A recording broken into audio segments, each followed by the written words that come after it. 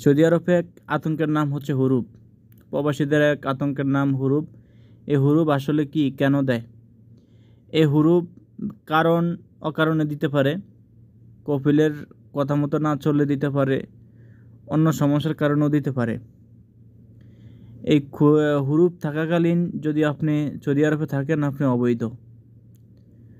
আপনার সরকারি রেকর্ডে কোনো কাগজপত্র থাকবে না, সব কিছু অবৈধ হয়ে যাবে।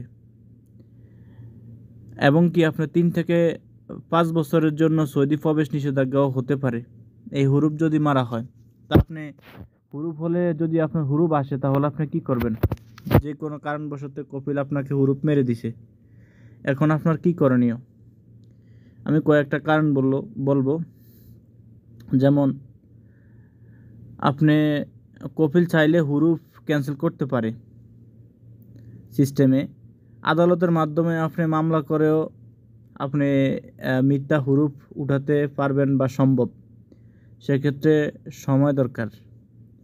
কিছু ক্ষেত্রে নতুন নিয়োগকর্তা বা স্পেশাল সুযোগ হুরুপ রদ হতে পারে।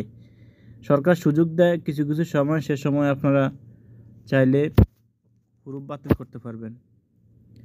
এবং আপনাদের হুরুপ মারলে কি কি সমস্যা হতে পারে, আবার সমস্যাগুলো বলি। ইকামা, বসবাসের অনুমতি বাতিল হয়ে যায়। যে ব্যক্তি অবৈধ অধিবাসী বলে গণ্য হয়, পুলিশ বা জাওয়াজাত পাসপোর্ট অফিস তাকে ধরে রিপোর্ট করতে পারে। তাকে জরিমানা, জেল ও নিষেধাজ্ঞা দেওয়া হতে পারে, যেমন 3 থেকে 5 বছরের জন্য, আবার কারো কারো ক্ষেত্রে 10 বছরও হয়ে থাকে। এবার আসি ফাইনাল এক্সিট নিয়ে।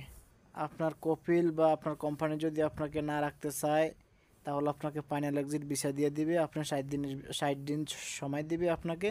এই 60 দিনের ভিতরে আপনার দেশে চলে যেতে হবে।